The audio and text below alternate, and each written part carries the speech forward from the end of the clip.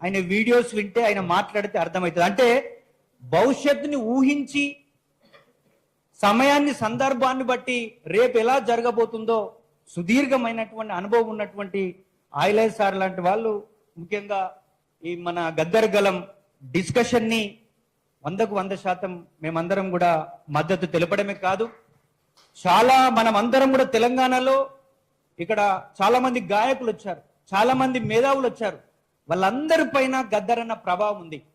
అందుకే గద్దర్ లాంటి వాళ్ళ పైన 1996-97 ప్రాంతంలోనే చంద్రబాబు నాయుడు ప్రభుత్వం చంపడానికి ప్రయత్నం చేసిందంటే తెలంగాణ ఉద్యమాన్ని ఎవరు తీసుకొస్తారంటే తెలంగాణలో ఉన్నటువంటి ఎస్సీలు, ఎస్టీలు, బీసీలు, ఈ పేద వర్గాలు, వీళ్ళకి కావాలి తెలంగాణ. మేము ఎస్ఎస్టీ విద్యార్థి సంఘం అప్పుడు నడిపేటప్పుడు కూడా మేము తెలంగాణ ఉద్యమంలోకి భౌగోళిక తెలంగాణ రావాలని కోరుకోలే. తెలంగాణ అనేది బహుజనులు, ఎస్సీ, ఎస్టీ, బీసీ, మైనార్టీ వర్గాలకు విద్య, ఉద్యోగ, ఉపాధి, ఆర్థిక, రాజకీయ రంగంలో